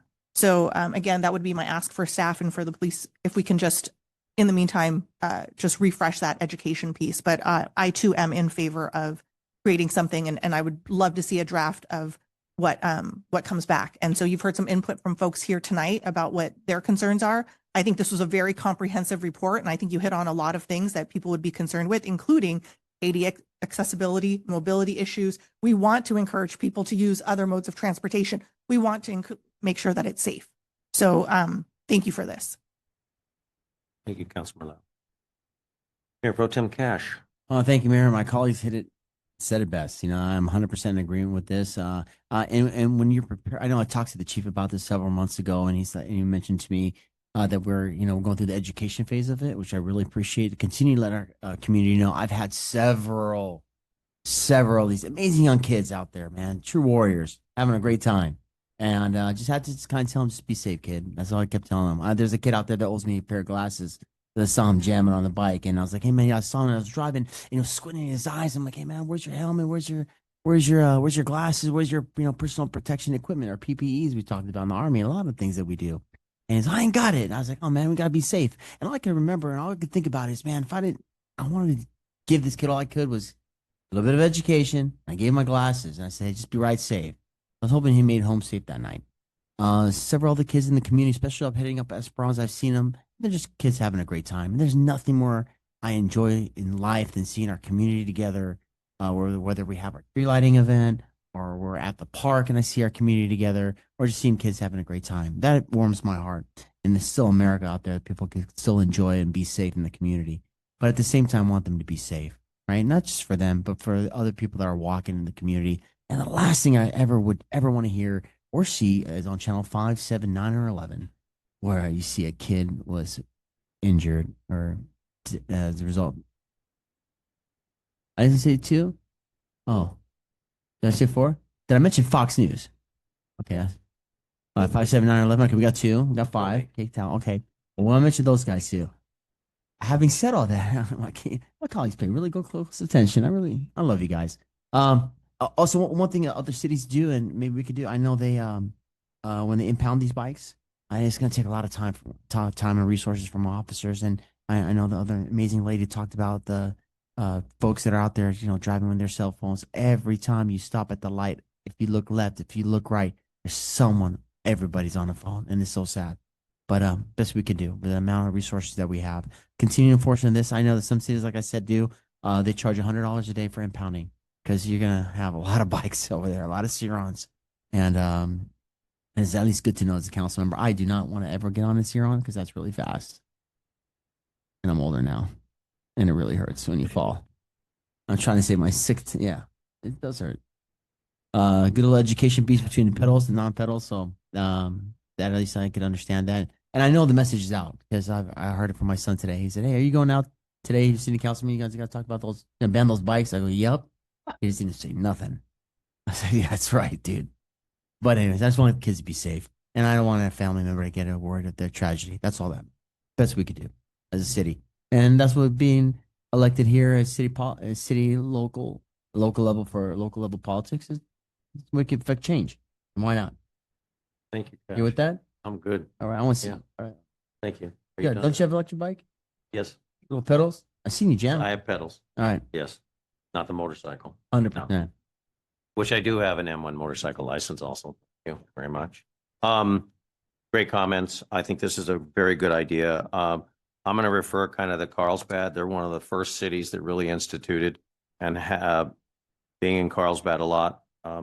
Lately, you really see the issues of e-bikes, but I'm seeing it more and more here, and it's becoming very dangerous. And I do agree with all your comments. We don't want to restrict people from having a great time. I think education is where it starts at. A lot of this is just e-bike rules. This is from the city of Carlsbad. City of Carlsbad is the first city in the region to pass local laws that make it easier to enforce the safe and considerate use of e-bikes, scooters. That's another one. Scooters is another issue, and other similar ways of getting around town. Changes allow police to issue citations, but also allow first-time violators to avoid penalty. They agree to take a safety course put on by the police department. Overall, bicyclists and e-bike riders are subject to all the same rules of the road as drivers. Riders who don't follow the rules are subject to ticketing and fines and defined by the California Vehicle Code or Carlsbad Municipal Code, which would be Laverne. Also, Assembly Bill 2234, which minimum age of e-bike riders is 12. And then Assembly Bill 1778, a pilot program in Marin County, is prohibit anyone under the age of 16 from riding e-bikes. Extreme, but I think we need to pay attention to what these are. You guys are already on the right track. You already mentioned the city of Carlsbad. Carlsbad right now is going through this to revamp theirs because of the fact that you've got class 3 and e-motorcycles now, which are absolutely rocket ships. And we need to protect our residents, but we need to protect our youth. I think it was Rancho Cucamonga just recently, 2 deaths on e-bikes. So it happens and it's going to happen. We just have to, whatever tools we need to give you guys to write up an ordinance that's kind of asked, whether it be bike safety programs through the city to make sure that everybody's got the same, education, make sure that we have helmets, make sure that we follow the rules, and they're going to get cited if they don't. And multiple riding, things like that. So I'm in support of this 100%. I think you've got a lot of, now the other one that was an interesting one to me was Carlsbad was battery fire safety. The problem with lithium batteries on these bikes are very, very dangerous, and they can cause extreme and horrendous fires. So something we need to maybe put in that with our fire department to do a little research on that, about charging them, where you charge them, the signs of a overheating battery, because they do get hot. And so all this is great. I think we're on the first one. Let's bring it back. Let's really do some research. Let's protect our children, but also educate the children's parents to understand what they're giving their children when they give them a rocket ship. So as Councilmember Crosby said, we all did crazy stuff when we were kids, but we didn't nearly have what they have now. And this stuff is so advanced. And yeah, so with that, I will take a motion to advance this. Is that correct? So we need a motion to, do I have any further comments? No. Do I have a motion to direct staff to prepare a draft electric bicycle ordinance for future consideration? Writing for direction. You're What's the providing motion? direction. Come So on. we have your vote. direction and we will bring back. You don't want to vote? We don't need a vote, but if you want to vote that you guys all want us to go forward. I think we've been unanimous about our. I think we have a Yeah. unanimous decision that we want you to move forward Yeah, with this. We ordinance. have direction to go forward. Okay, then I don't need to vote. Okay. There's no other business tonight, so we will move on to public comments. This is the time set aside for anyone wishing to address the city council on items not listed on the agenda, but within subject matter jurisdiction of the city council. The Brown Act prohibits the city council from engaging in discussion on any item not on the posted agenda. Your concerns may be referred to staff, placed for discussion at a later date. At this time, those wishing to speak, please come up to the podium. Bowen.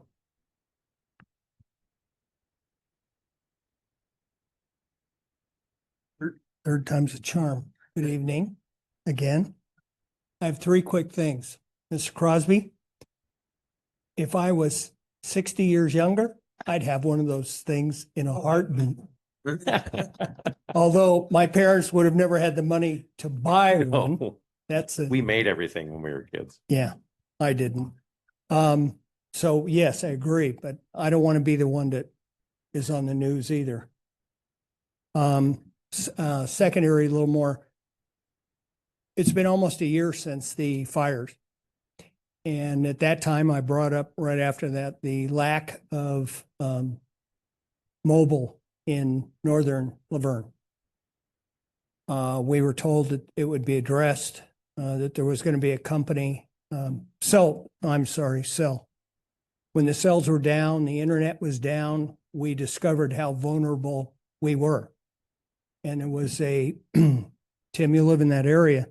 There's about a 2-mile area. We brought it up many times that is just dead.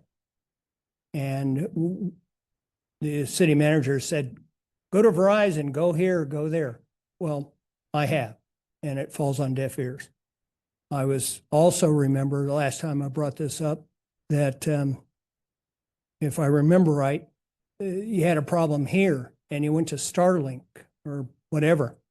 And I suggested, why don't we look at that? Haven't heard a word. But we also were told that there was going to be cables that were going to be trenched and put in. As far as I know, it's been, like I said, almost a year, not a damn thing's done. So the next fire or the next emergency, when people cannot communicate, is going to be a big problem. We talk about the other things. That's going to be a huge issue. So I don't know when it might be addressed or how, but boy, I'll tell you, it needs to be addressed, and it has needed to be addressed now for ongoing 10 years. Along those lines, nice to see a lady that talks about Golden Hills. I live right off of Golden Hills. The street's a mess. Yeah, supposedly the resurfacing and everything else is a disaster. And it was started back in October. It's still not painted. It's still not finished. I don't know what the status is. But if the council in the city thinks it's finished, they haven't been up there. Tim, you've been up there. You live up there. It's like it was, I don't know. I don't know how to explain it, but it certainly isn't finished. And it's not painted. It's not striped. It's not, the only thing that was done up there was dumb curbs. They had to tear up existing good ADA curbs and put in the new little bubble one. It's the only thing that was done. Otherwise, the entire length from Esperanza to Wheeler is a mess. Somebody needs to get up there, maybe our public works director, and drive his car on that street. And look at, you talk about accidents waiting to happen. Wait till somebody crosses the line that doesn't exist and has a wreck. So I'm asking, what's the status on it? When's it going to be finished? What does it take to get it done so that we have a decent road to drive on Golden Hills, one of the main thoroughfares in northern Laverne? Thank you. Thank you, Mr. Bowen. Anyone else wish to speak on any item? With that, we'll close public comment. Would you like to respond, sir? I'd like to bring up Danny or Cody to just give an update because yes, the project is not done, but one of you could give an update on when it will be. And I know they were up there today looking at some of the striping and potential redesign. I was up there with Director Wu and also Cody Howling today, looking at the striping and basically looking at the conditions of the road. So, good evening, Mr. Howling.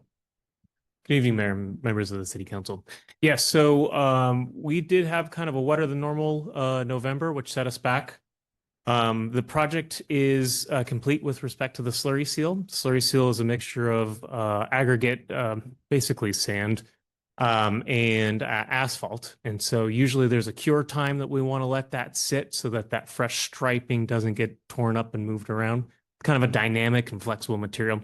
So anyways, like I said, with the wet weather and some of the punchless items to correct some of the little, challenges and issues that come up whenever you do any construction, of course, we're wrapping up those things and looking to get striping done soon. I have not been given an absolute concrete date, but I've been told that they're planning on Friday this week to really get started on that.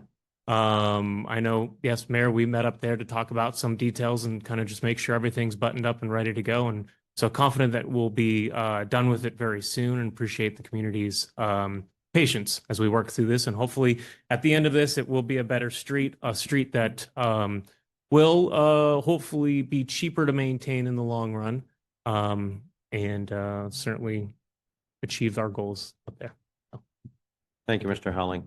I will say that Councilmember Lau and myself were on the Active Transportation Committee, and the discussion was on Golden Hills and the striping and making some adjustments for cars because it's a very wide street. It's like probably the second widest street as composed to Baseline, which is massive. But that the striping is very important to make sure the flow of traffic goes well. And that was discussed at length at our transportation. So, thank you.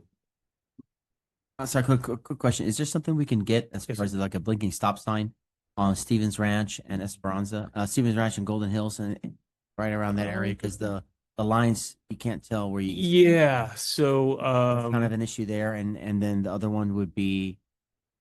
Go offline. I'll go offline. Yeah, All we right. can. Yeah. We'll take a look at it. Look at it. Thank you. He never commented on that, but he understood. Thank you. Thank you, Cody. We move on to the next one. Yes, please. No, not done. Fiber. The fiber on, So yes, the city council entered into an agreement to allow Crown Castle to do their Rapid Connect fiber. The issue, as was explained then, is they need to have a customer that will locate in order to put the fiber in. So unfortunately, it's not a They will build it at their cost, and then somebody will come in. They need to actually have somebody who will be locating some of the small cell wireless on the streetlights. That helps them put in the line.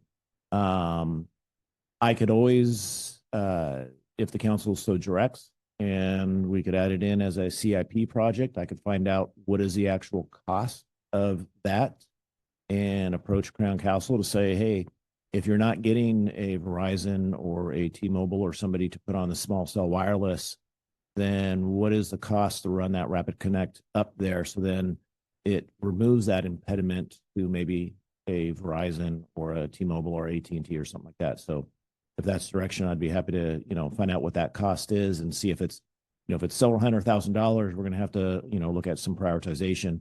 If it's something, 50,000 or less, that's a little bit easier to look at what some of our funding is available for that, and maybe redirect some stuff. So How much can we talk on this? Really not much, but I think we need to maybe agendize that.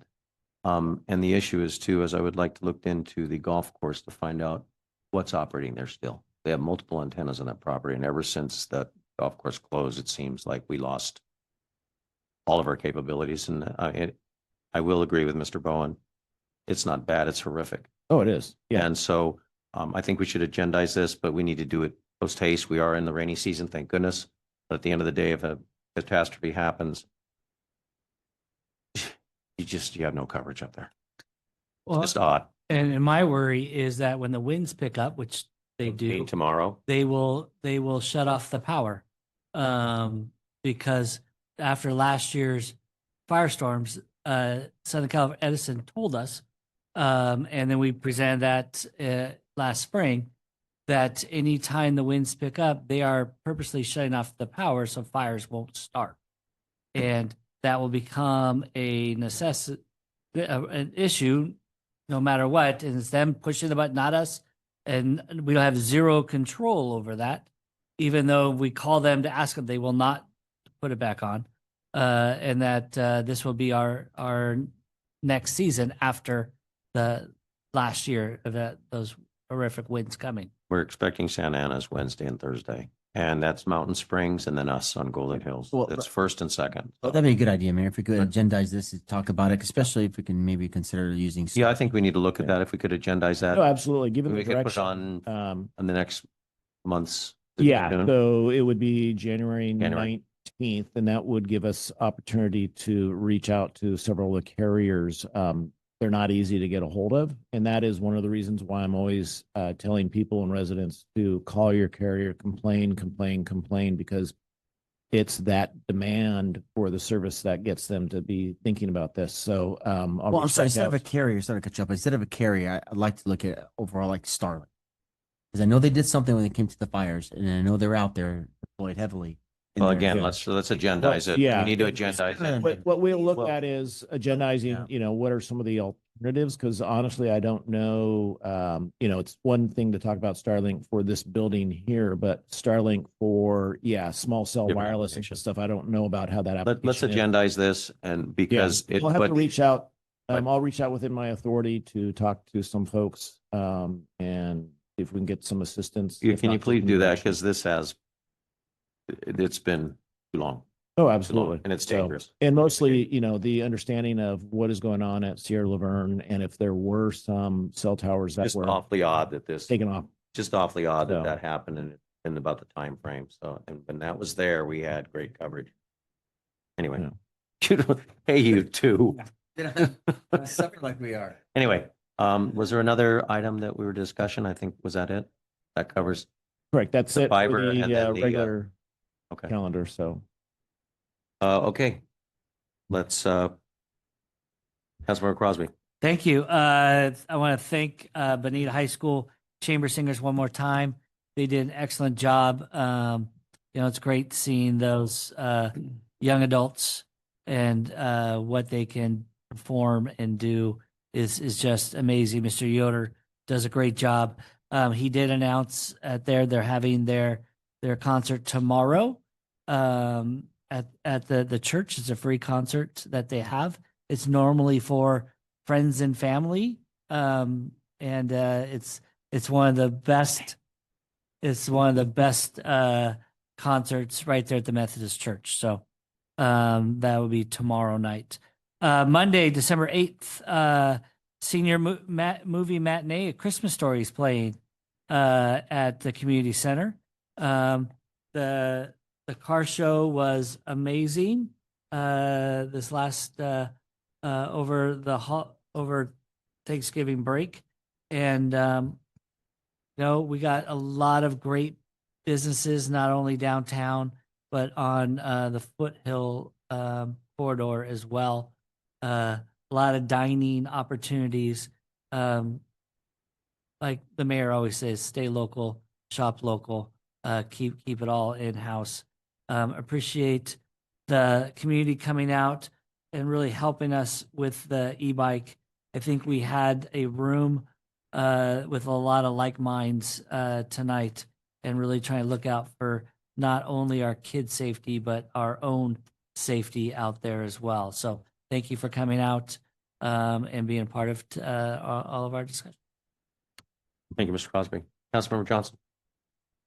I'd like to have a great shout out for Damien High School and the Macy's Parade. I think that was a huge. They made it. Yeah, they made it. They raised enough money. Yeah, that that's was great. terrific. Lori, we have a couple of concerts at the Church of the Brethren. Do you recall those dates? 13th, 21st at the Church of the Brethren. Christmas. 5 o'clock. 5 o'clock. 6.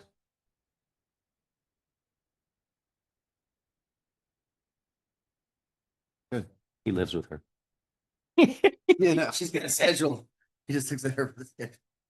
Thank God she's at the meeting.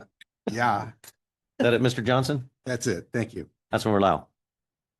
So a couple of things, the Tri-City Mental Health Authority board on which I sit is represented by 3 cities of Laverne, Claremont, and Pomona. So in addition to city council members from each of those cities, we also have a governing board representative for each of the cities. We have an opening for the Laverne position because Carolyn Cockrell, who has served in this position since 2011, recently retired because from the position because she would like to rest. She would like to do other things. So she's got big shoes to fill, but this is a great position for anyone who is, has maybe experience in the behavioral health field or an interest in behavioral health field, and the ability to understand what is necessary. So we're encouraging folks in Laverne to apply. Ideal candidates are passionate about strengthening mental health services and representing our city in this important regional leadership role. So if you're interested, the position has an application that is due January 12th, 2026 at 5 p.m. And you can go to the website, the city's website, and apply there. And if you've got, maybe this isn't for you, but you might have friends or family or someone you know that would be great in this role. We meet once a month. And so it would be really great to have that representation from our city to talk about what we believe is necessary in the terms of mental health services for our residents and our community. And I believe that you can either live in Laverne or work in Laverne. So as long as you are able to represent. So maybe you have a colleague that you work with in the city, maybe doesn't live here, but would be good for this position, please let them know. And I just wanted to extend my thanks to Carolyn because she served in the role, like I said, since 2011. So that was a really big lift. She did a lot of great work and did a lot of great advocacy. So we will miss her. And again, big shoes to fill. I also wanted to say thank you to Chief Gonzalez for meeting with each and every council member independently to give us a state of, basically a state of the police department, and really talking about the successes and the accomplishments that the police department has achieved, and his goals and aspirations for the coming years. And so I think, it's really important to note what a great police department we do have. And I thank you, Sam, for taking that time to meet with each of us, because I know that's wrangling all of our schedules is not easy, and having to meet with us one-on-one is not easy. So thank you for doing that. I appreciate it. And then some other good news. The ULV women's volleyball team has again made it to the Elite 8 for volleyball. And they're playing in the Elite 8 on December 3rd, and they will be playing against Wisconsin Eau Claire. And so it's a really big deal. What's that? It will be at Eau Claire. Or actually, it's in Bloomington, Illinois. So, but if you go to the NCAA website, you can live stream it and watch it. But it is incredible. If you've never watched these women play, they are so good. I mean, they're just amazing. So I think it's really great. These are all scholar athletes. They have great GPAs. They're doing good things, you know, in the community, and they're just playing some really exciting volleyball. They just to get to the Elite Eight, they just killed John Hopkins. It was great. We were, you know, tied 2-2, and in the fifth match, they came back and there was slammed them. And so just a really amazing team. So if you get a chance, please take a look, please support. There were some great folks. And then the last thing I'll say, because when Councilmember Crosby mentioned December 8th, it reminded me that not only is it my dad's birthday, but it's also Rick's birthday. So so for anyone who wants to wish him a happy birthday, that's next Monday. But as we go into the holiday season, I know it can be a stressful time. It's a fun time, but it's a stressful time. So just be sure to look out for each other. There are a lot of opportunities to give back during this time. You know, I think we should be giving back all year round, but I know that this time of year can be really sad for some folks. And if you can bring a little bit of joy and light into people's lives by donating a toy, sponsoring some food drives, etc., that would be greatly appreciated. So as always, be kind to each other, and we will see you soon. Thank you, Councilman. Mayor Pro Tem Cash. All right, I appreciate it. I want to first thank Crazy Bear Bikes. Good friend over there from Crazy Bear Bikes has donated every last few years, been donates their time in building these bikes that we donate to the community. And I want to thank you again. And I hope we reached our goal. If not, I'm going to be there this Friday to make sure that we do, because I know next week we'll be presenting them. We'll bring them out to the fire station. I want to thank Laverne Firefighters Association for their generous donation as well to this great cause that we started the last couple of years now. We're on our third year, and again, thank you so much for that, and I really appreciate you, and just awesome. Have a chance to get a bike? Oh yeah, anybody can contribute a bike. Tim, Can we just go in to the store? please go down if you haven't had a chance. Go to the store? I got to bring my e-bike in anyway. Fine. Yeah, they gotta come down and get their bikes fixed. You need a bike, come down to Crazy Bear Bikes. Or meet Rod and his great friend there doing good things in the community. And this Saturday, I'll be there at Target. Laverne Firefighters Association will be there for their Stuff and ambulance toy drive at the Laverne Target from 9 to 1. So I'll be there. Be there to support. What's the date? That would be December the 6th. From 8 a.m. to 1 p.m. Again, 8 a.m., 8 to 1 at the Laverne Target. So that's what I have going on. I appreciate you all, and happy birthday, Rick. I'll be there. You knock on your door. Oh, he will. Thank He's you, got Mayor camera. Pro Tem Cash. Thank you. I have a school Again- board meeting that night, so come late.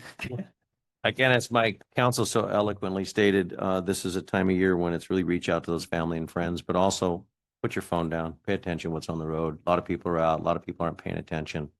Let's just enjoy it and not have any injuries and go into this season with a nice, happy time and with this great weather. I also wanted to report out on the wreaths across America. Thank you all. They are way over their percentages. 380 veterans are interned at the Laverne Cemetery. I think we have a Civil War. We are way. There's some very honored people that are in the cemetery, veterans that I want to see a Civil War veteran, if I'm not mistaken. But it goes back. But thank you for all the doing that. It's only $17, and there's a couple fees if you want to do that. But this was a number of days ago that it was over 102% they got, which is great, but you can still keep donating. And that's going to be December 13th at 9:00, where they do a ceremony over at Laverne Cemetery, and then they'll lay the wreaths out. So thank you all. And we'll post that again. I've been doing a minute with the mayor to make sure people are there, because it's really a lot of fun, and a lot of Boy Scouts, Girl Scouts. And so it's great. There's a couple other things. really just thank you all for being here. It's very important that we do get this e-bike thing in. I think it's really important. And protect our kids and protect their parents when they don't know what their kids are doing. Sometimes we need to make sure that they're aware of what's going on. Other than that, we just be careful this holiday. Enjoy your family and friends. We will have another meeting on the 15th. You had something else you wanted to add? Just wanna, I did forget this. It was Miss Barlow's birthday yesterday. Oh, well, happy birthday. Okay, all on one. Happy birthday. 1, 2, 3. Happy birthday, Kim. And are we gonna sing it? No, we don't. No, we're gonna savor that. With that, the city council will now recess to meet in closed session. City Attorney Hall Barlow, please read the closed session items for the record and let us know if there'll be any report out afterwards. Yes, Mr. Mayor, thank you. We have a conference with labor negotiators pursuant to Government Code Section 54957.6.